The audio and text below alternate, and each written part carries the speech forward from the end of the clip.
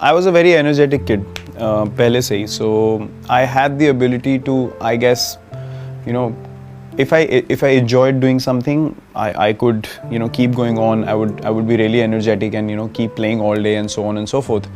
So I had that in me. I had that natural energy in me, but I probably didn't have the drive or the vision, the focus to channelize that energy well.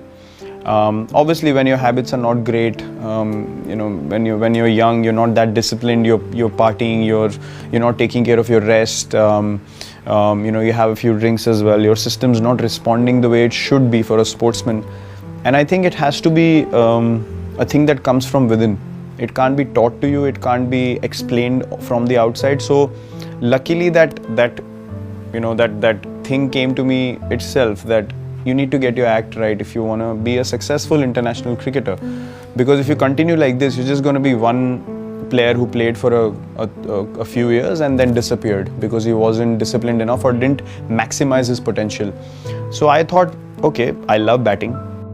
I'm working hard at cricket, but how can I improve? How can I get better? What can I add to my game?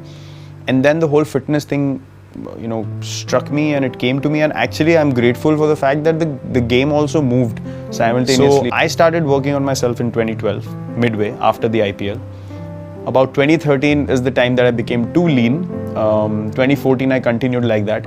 Then 2015 onwards, Mr. Shankar Basu, who was the Indian team trainer and worked in RCB as well, he introduced me to Olympic lifting and speed, strength and power endurance and these kind of things, and I had never experienced that before. And because I trusted him, he had worked with me for 8 years, he said, trust me, just give this a go and you will see wonders happening with your body. I said, okay, I trusted him. I did this for 3 weeks and my body just responded in a way that I never felt like myself ever again, like the slower self. I felt like someone had just put high octane fuel in my body and I was just flying. And from then on, it became an obsession. I was like, I'm feeling quicker. I can react better on the ball. I am reacting better while catching. I am able to field longer periods for the whole day. So I am able to contribute for my team 5 times more than I was before. So why should I stop it? And if I'm leading and if I want my teammates to, put in effort, I should be there all day doing that first, before asking someone else to do it.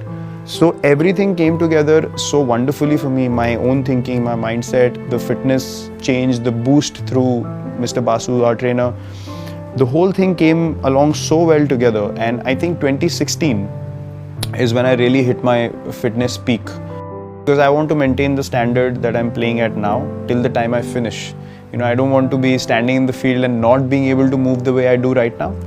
It's just not in me to play like that. If I can't do that, I will stop.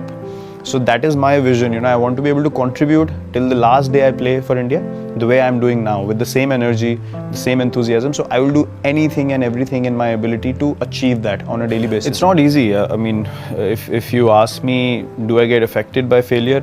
Yes, I do. Everyone does. I'm human at the end of the day.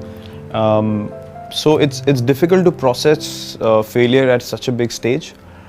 But also you have to understand that I totally believe in the fact that what's meant to be for you will happen. We play a sport where we feel like we are involved every ball and you are responsible to make something happen.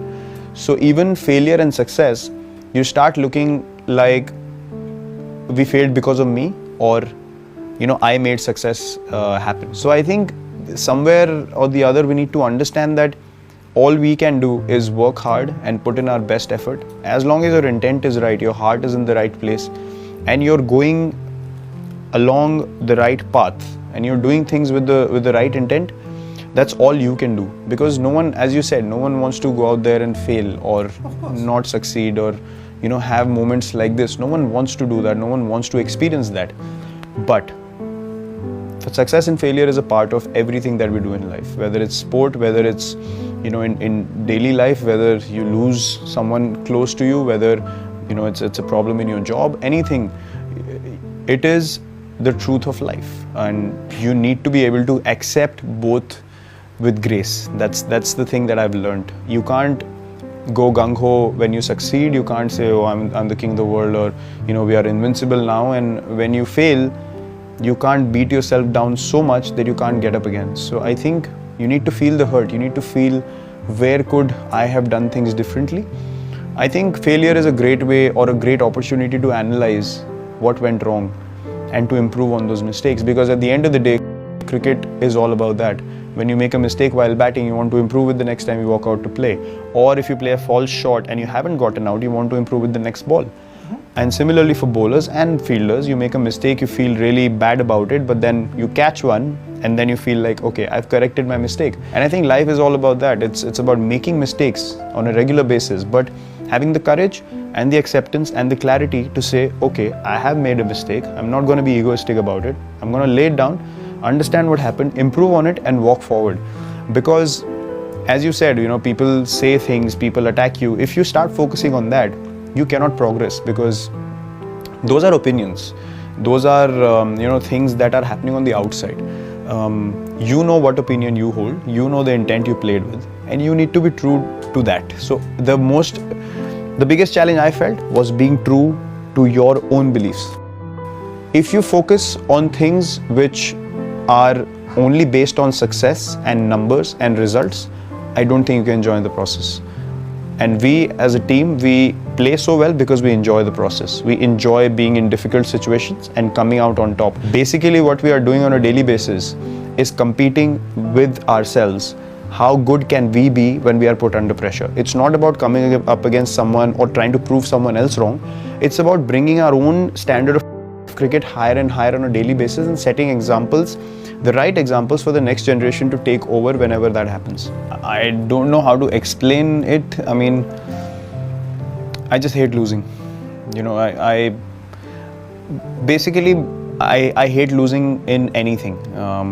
That is how a sportsman is made up. That is the makeup of any sportsman competing at the highest level. So that's a given. No one is fine with losing or fine with failing. You accept it, you process it, that's different. But the most important thing for me in anything I do on the field is, I don't want to walk out and say, maybe I could have done this. I don't want any maybes, I don't want any what ifs. When I step onto that field, it's a privilege, it's an honor for me. And when I walk out, I want to have zero energy left, because that is what I'm supposed to do. That is why I'm selected. I'm not selected because I'm privileged or I should be comforted because I've reached the highest level. No. However hard I've worked for age group cricket, this has to be a constant 10 times hard-working process on a daily basis, because I'm representing my country, and there couldn't be a bigger honor for me. So I understand the importance of where I've come from and the opportunity I have every time that I step onto the field. I don't want to leave any stone unturned. I hate having the feeling of, maybe I could have gone for that catch. Maybe I could have pushed an extra, yard for an extra run.